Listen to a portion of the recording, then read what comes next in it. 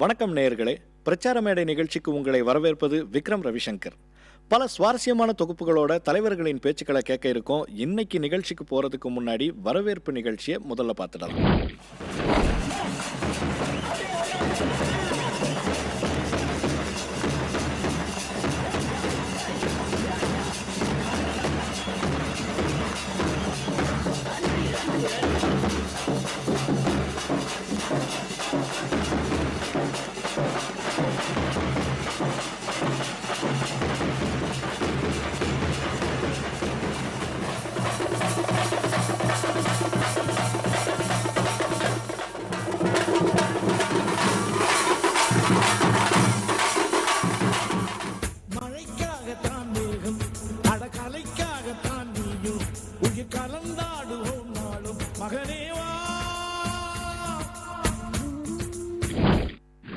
தேமுதிக தலைவர் விஜயகாந்த் ஏற்கனவே பாதியில விட்ட கதையை காஞ்சிபுரம் கூட்டத்தில் தொடருவாருன்னு எதிர்பார்த்தோம். ஆனா புதுசா ஒரு கதையை தொடங்கி அதையும் சரியா முடிச்சிட்டாரு. அந்த கதை என்னன்னு இப்ப கேட்கலாம். குடிநீர் பிரச்சனை சொல்லியிருந்தோம். நாட்டில் குடிநீர் பிரச்சனை ஏகப்பட்ட பிரச்சனைகள். அது பின்னாடி வர அதுக்கு முன்னாடி ஒரு கதையை சொல்லும்போது குடிநீர் சொல்றதுனால ஒரு கதை, அந்த கதையும் நம்ம கதை சொன்னதுக்கு அப்புறம் தான் ஒரு கதையில் என்ன ஒருத்தர் ரொம்ப பெரிய பணக்காரன் பெரிய புல்கோடியில போகும்போது புத்தட்ட பெண்டுங்க சாமியாமி நான் ஒரு பெரிய இந்த நாட்டிலே பெரிய பணக்காரன் ஆகும்போது அப்படியே எனக்கு வேலையில தங்கம் வேணும் தங்கம் வேணும் தங்கம் வேணும் சொல்லி ஒரு கல்லை கொடுத்து இதுல போய் இதுல எந்த எது தங்கறதுன்னு தெரியாது. இப்போ பார்த்தீங்கன்னா ஒரு கல்லா கல்லாலும் எனக்கு கொடுத்து அப்படியே உனக்கு கொடுத்துட்டாமா இப்படி பண்ணா ஒவ்வொரு கல்லை எந்த கல்ல இருக்கிறது முறைச்சு பார்த்தீங்கன்னா தெருப்பு போடு கல் ஒரு தெரிஞ்சு பார்த்துருக்கேன். அது கல்லு தான் தங்கங்களை நீராக திக்கி போட்டான். எதுக்கு இந்த நீராகங்கள் என்ன சாமி நீங்க தங்கனை தங்கனா வரப்போது கை வச்சது தங்க இந்த ஆசைகளை நட்டுப்பதான் தங்க வேண்டாம். இதுக்கு இந்த ஆசைகளாம் தங்கம் தங்கம் அறிஞ்சு இந்த ஆசையை நட்டுப்போம்னா அந்த கல்லை கொடுத்தேன்.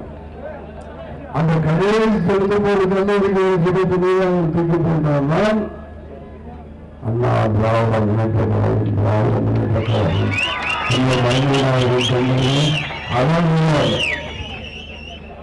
அது நீங்களும் தூக்கிறீர்கள்.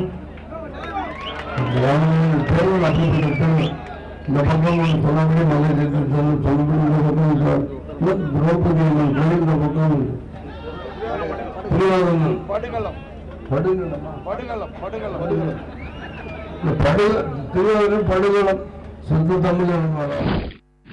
கோவையில பிரச்சாரம் செஞ்ச நாம் தமிழர் தலைவர் சீமான் இந்த முறை தனக்கு வாய்ப்பு கொடுக்கணும்னு கேட்டதோட தன்னோட கட்சி சின்னத்துக்கான விளக்கத்தை வாக்காளர்கள் கிட்ட சொன்னாரு.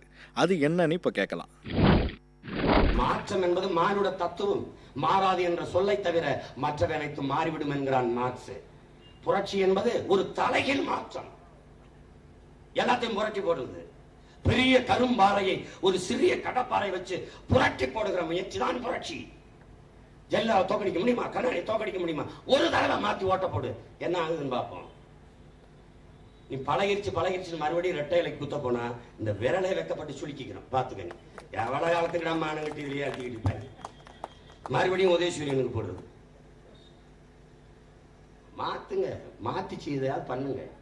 பாவப்பட்ட இந்த மக்கள் கத்துறதுக்காவது விடுங்க. எந்த நம்பிக்கையில் சீமான் தனிச்சு போட்டியிட என்னை பெற்றவர்கள் என் உடன் பிறந்தவர்கள் கைவிட்டு விட மாட்டீர்கள் அசைக்க முடியாத நம்பிக்கையில் தான் வந்து போச்சு. என்னை கைவிட்டு நம்பி நின்ற பிள்ளைகளை தோக்கடிச்சு நம்பிக்கை துரோகத்துக்கு ஆளாகிறது. வரலாற்றில் ஒரு பெரும்பலி வந்து விழுந்த போது நம்பிக்கை துரோகம் செய்தவர்கள் தமிழர்கள், தமிழ் மக்கள் என்று அதை செய்து விடாது. நம்ம வீட்டுல எத்தனை விளக்கு இருக்கு? அகல் விளக்கு, சிமினி விளக்கு, குத்து விளக்கு. எந்த விளக்கு தன்னை வருத்தி கொண்டு உலகத்துக்கு ஒளியை தருது? தன்னையே வருத்தி கொண்டு அழித்து கொண்டு உருக்கி கொண்டு உலகத்திற்கு வெளிச்சத்தை தருகிற ஒரு விளக்கு உண்டு என்றால் அது மெழுகுவர்த்தி தான். அது தியாகத்தின் அடையாளம். எங்களுக்கே அந்த சின்னம் வருது, நாங்க அதை எடுத்துக்கிட்டு வரோம். மெழுகுவர்த்தி போல எங்களை வருத்தி கொண்டு எங்களை சிதைத்துக் கொண்டு அழித்துக் கொண்டேனும் என் மண்ணின் மக்களின் உயர்விற்கு, வாழ்க்கை மேம்பாட்டிற்கு, பொருளாதார வளர்ச்சிக்கு உண்மையும் நேர்மையுமாக முழு ஈடுபாட்டோடு பாடுபடுவோம் என்பதை உணர்த்துவதற்குத்தான் இந்த இரட்டை மெழுகுவர்த்தியை உங்கள் பிள்ளைகள் ஏந்தி வருகிறோம். அதில் நீங்கள் பற்ற வைக்கிற நெருப்பு என் அன்பிற்குரிய சொந்தங்களை 2016 மே 16 படைப்போம் புதிய அரசியல் வரலாறு. இது மாற்றத்திற்கான எளிய மக்களின் புரட்சி என்ற தத்துவ முழக்கத்தை நெஞ்சில் நிறுத்தி நீங்கள் வாக்குச்சாவடிக்கு செல்லுகிற போது இரட்டை மெழுகுவர்த்தியில் நீங்கள் பற்ற வைக்கிற நெருப்பு புரட்சி தீயாக பற்றி எரியும். அது தீயவற்றை தின்னும், கொடியவற்றை கொளுத்தும். இன விடுதலைக்காக பெரு நெருப்பாக பற்றி பரவும். நீங்கள் எடுக்கும் முடிவு நம் இனத்தின் விடிவு. திமுக சார்பா பிரச்சாரம் செஞ்ச பட்டிமன்ற பேச்சாளர் லியோனி தன்னை பத்தி அதிமுக தரப்புல என்ன பேசுறாங்கன்னு சொன்னாரு. அதை நீங்களும் கொஞ்சம் கேளுங்க. இன்னைக்கு அதிமுக கூட்டங்கள்ல பேசுற ஆளுகள்கிட்ட இன்னைக்கு சப்ஜெக்டே இல்லாம எப்படி பேசிக்கிட்டு இருக்கான்னா, இப்ப அதிமுக வட்டத்துல லியோனிக்கு என்ன பேர் தெரியுங்களா? இந்த 4.5 வருஷம் லியோனி எந்த மேடையில எந்த அமைச்சரை பத்தி பேசுறாரோ ஒரு வாரத்துல அந்த ஆளுக்கு பதவி பறி போயிருது. அதனால அந்த ஆளு வாயில உழுகாதீங்கடான்ட்டு இப்ப அங்க பேசிக்கிட்டு இருக்கான். சொன்னது மாதிரியே தான் நடந்துகிட்டு இருக்கு இது வரைக்கும். சமச்சீர் கல்வி திட்டம் அமுல்படுத்தப்பட்ட பிறகு அதனுடைய வெற்றி விழா பொதுக்கூட்டம் விழுப்புரத்தில் நடந்துச்சு. அந்த நேரத்தில் CV சண்முகம் அமைச்சரை பத்தி பேசினேன். 3 நாள்ல அவருக்கு அமைச்சர் பதவி போச்சு, மாவட்ட செயலாளர் போச்சு. அன்னைக்கு தொடங்கின தருத்திரம் தான் அதிமுகவில். திருநெல்வேலியில் அக்ரி கிருஷ்ணமூர்த்தின்னு ஒரு அமைச்சரை பத்தி பேசினேன். ஒரு வாரத்தில் கொண்டு போய் உள்ளே வச்சுட்டாங்க அந்த ஆளை. வைகை செல்வன் ஒரு அமைச்சரை பத்தி பேசினேன். கல்வி அமைச்சர் பதவி பறி போயிருச்சு அவருக்கு. அதுக்கப்புறம் கிருஷ்ணகிரியில் KP முனிசாமின்னு ஒரு அமைச்சரை பத்தி பேசினேன். அவருக்கு மாவட்ட செயலாளர் போச்சு, அமைச்சர் பதவியும் போச்சு. லேட்டஸ்டா என்னையால பாதிக்கப்பட்டது யாரு தெரியுங்களா? போன வருஷம் கரூர்ல இருக்கக்கூடிய போக்குவரத்து அமைச்சர் மாண்புமிகு செந்தில் பாலாஜி. போன தளபதியார் பிறந்த நாள்ல கரூர்ல வெங்கமேட்ல பேசுறப்ப சொன்னேன், அடுத்த தளபதி பிறந்த நாள்ல இதே கரூர்ல வெங்கமேட்ல லியோனி பேச வருவேன், அப்ப செந்தில் பாலாஜி அமைச்சராக இருக்க மாட்டாருன்னு சொன்னது மாதிரியே பழிச்சிருச்சு. அதை விட கடைசியா பாதிக்கப்பட்டது யாரு தெரியுங்களா? காஞ்சிபுரம் மாவட்ட கழகத்தின் செயலாளரும் கால்நடைத்துறை அமைச்சருமான TKM சின்னையா. பிப்ரவரி 29ஆம் தேதி பல்லாவரத்தில் அவரை பத்தி பேசினேன். அவரை பத்தி என்ன பேசினேன் தெரியுமா? அவர் ஒரு வரலாற்று சிறப்புமிக்க பேச்சு மேடையில் பேசினார். யாரு? கால்நடைத்துறை அமைச்சர். என்ன பேசினார் தெரியுங்களா? அவரோட கண்டுபிடிப்பை பாருங்க. எங்களுடைய அம்மா ஏன் மக்களுக்கு மாடுகளை கொடுக்கிறார்கள் தெரியுமா? உலகத்திலேயே அம்மா அம்மா என்று கத்துகிற ஒரே விலங்கு மாடுதான். யாரு? கண்டுபிடிப்பு. அட கூறுகட்ட குப்பா, உங்க அம்மா பிறக்கிறதுக்கு முன்னாடியே மாடு அம்மான்னு தாண்டா கத்திக்கிட்டு இருக்கு. மாடு பிறந்ததுல இருந்தே அம்மான்னு தான் கத்திக்கிட்டு இருக்கு. எந்த மாடாவது பெரியப்பா சித்தப்பா நாத்துனா குழந்தையா ஓப்படியான்னு சொல்லிக்கிட்டு இருக்குதா? கிடையாது. மாட்டுக்கு தெரிஞ்ச ஒரே வார்த்தை அது ஒண்ணுதான். அதை சொல்லிக்கிட்டு இருக்காங்க. அம்மா அம்மா அம்மான்னு கத்துறதுனால தான் மாடு கொடுக்குறாங்க. உங்க அம்மா மாடு மட்டுமா கொடுத்துச்சு, ஆடுன்னு சேர்த்து கொடுக்குது. ஆடு அம்மா நான் கத்துது மே அப்படிங்குது. ஆடு ஏன் மேங்குதுன்னா மே மாசத்தோட அம்மா கதை முடிய போகுதுன்னு அது 4.5 வருஷமா சொல்லிக்கிட்டு இருக்கு. தேர்தல் திருவிழா கொண்டாட்டத்தில் ஆடல் பாடலுக்கு எப்பவுமே குறைச்சல் இருக்காது. விருதுநகர் மாவட்டம் அருப்புக்கோட்டையில் தொண்டர்களை உற்சாகப்படுத்துற விதமா இசைவாத்தியங்கள் வாசிக்கப்பட்டுச்சு. அதுல இம்ப்ரெஸ் ஆன ஒரு தொண்டர் தாளத்துக்கு ஏற்ப ஆட முயற்சி செஞ்சாரு. அதை இப்போ பார்க்கலாம்.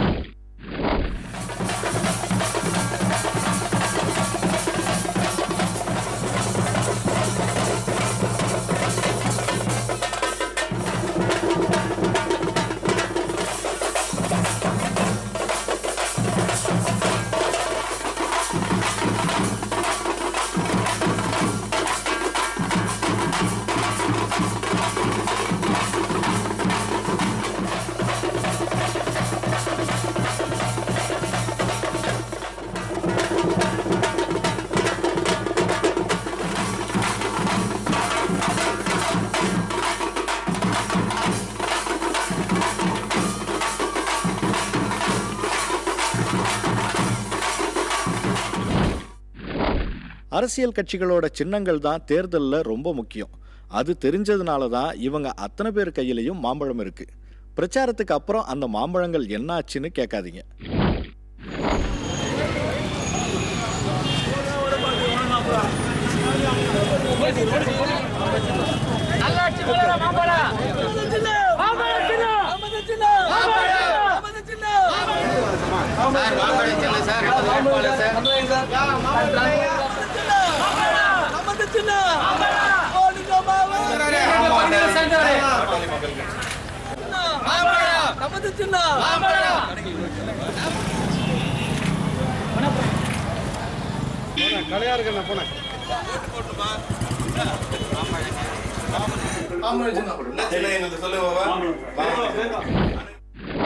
தேர்தலில் நிக்கிற வாய்ப்பு இல்லாட்டி என்ன, ஒரு முறையாவது வேட்பாளர்களுக்கான நாற்காலியில உக்காந்துருவோம்னு முடிவு செஞ்ச தொண்டர்கள் தர்மபுரியில நடந்த அதிமுக பொதுக்கூட்டத்தில் வேட்பாளர்களுக்கான நாற்காலியை குறி வச்சு களமிறங்கிட்டாங்க.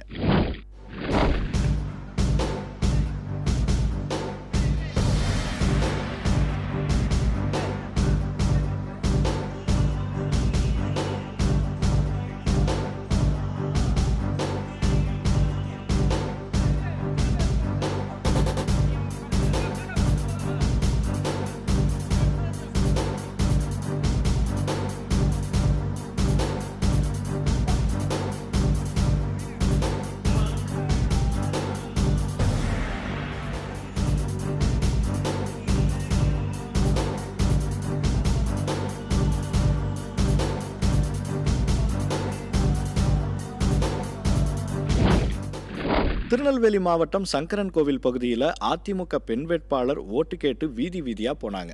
வாக்காளர்களை ஈர்க்கிறதுக்காக கூடவே மேளதாளங்களும் போச்சு. இந்த இசைக்கு மயங்கின ஒரு மூதாட்டி அங்கேயே குத்தாட்டம் போட்டு ஒரு கலக்கு கலக்கிட்டாங்க. அதை பாருங்க.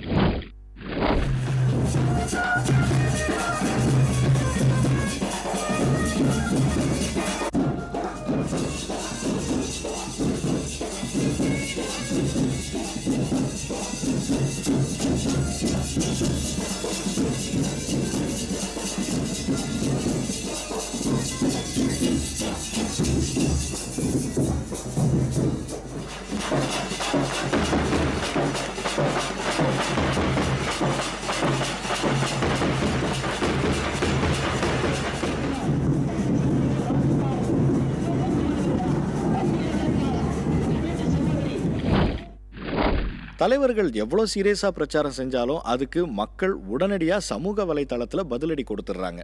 சிரிக்கவும் சிந்திக்கவும் வைக்கிற சில மீம்ஸுகளை பார்த்து ரசிப்போமா? சும்மாவே எல்லாத்துக்கும் கலாய்க்கிற நெட்டிசன்ஸ் வேட்பாளர் பட்டியலை வெளியிட்டா சும்மா இருப்பாங்களா? அதுல இவர் சிக்குவார்னு எதிர்பார்க்கல பாவம். திமுகவின் அரசியல் வரலாறை வச்சு இந்த மீமை தயார் பண்ணியிருக்காங்க. தனித்தனியா கலாய்க்கிறது ஒரு பக்கம்னா, எல்லார் மேலையும் உள்ள அதிருப்தியை வெளிப்படுத்துற வகையில இந்த மீம் வந்திருக்கு. தலைவர்கள் ஒரு வார்த்தை சொல்லிட்டா போதும், உடனே வடிவேலு காமெடியோட ஒரு மீம் வெளிவந்துடுது. திமுக அதிமுகன்னு ரெண்டு பெரிய கட்சிகளையும் சரிசமமா கேலி செஞ்சு இந்த மீமை வெளியிட்டிருக்காங்க. இதே போல ரெண்டு கட்சிகளையும் கேலி செய்யற மற்றொரு மீம் இது. தனித்து போட்டியிடும் பாமக கட்சியையும் நம்ம நெட்டிசன்ஸ் டார்கெட் பண்ணியிருக்காங்க. அதிமுக கட்சி அமைச்சர்களை கேலி செஞ்சு இந்த மீம்கள் வெளியாகி இருக்கு. அதிமுக திமுகன்னு ரெண்டு கட்சிகளுக்கும் இந்த தேர்தலில் மக்கள் என்ன பதில் சொல்ல போறாங்கன்னு யூகிச்சு இந்த மீமை உருவாக்கி இருக்காங்க. மற்ற கட்சி நிர்வாகிகள் திமுகவில் இணையறது குறித்து ஒரு மீம் இணையத்துல வலம் வருது. ஜி.கே. வாசன் விஜயகாந்த புகழ்ந்து பேசினது பத்தி இந்த மீமை வெளியிட்டிருக்காங்க. பாமகவின் வளர்ச்சி குறித்து அந்த கட்சி தலைவர் பேசினதை கேலி செஞ்சு இந்த மீம் வெளியாகி இருக்கு.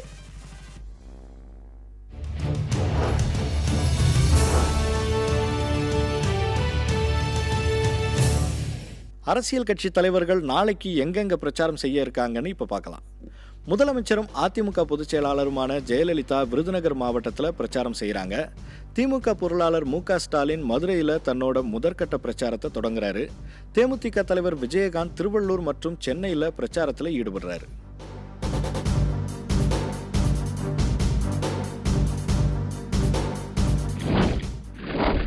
பிரச்சார மேடை நிகழ்ச்சியை பார்த்து ரசிச்சிருப்பீங்கன்னு நம்புறோம் நேயர்களே. இது போல மேலும் பல சுவாரஸ்யமான நிகழ்வுகளோட மறுபடியும் உங்களை சந்திக்கிறோம். நன்றி.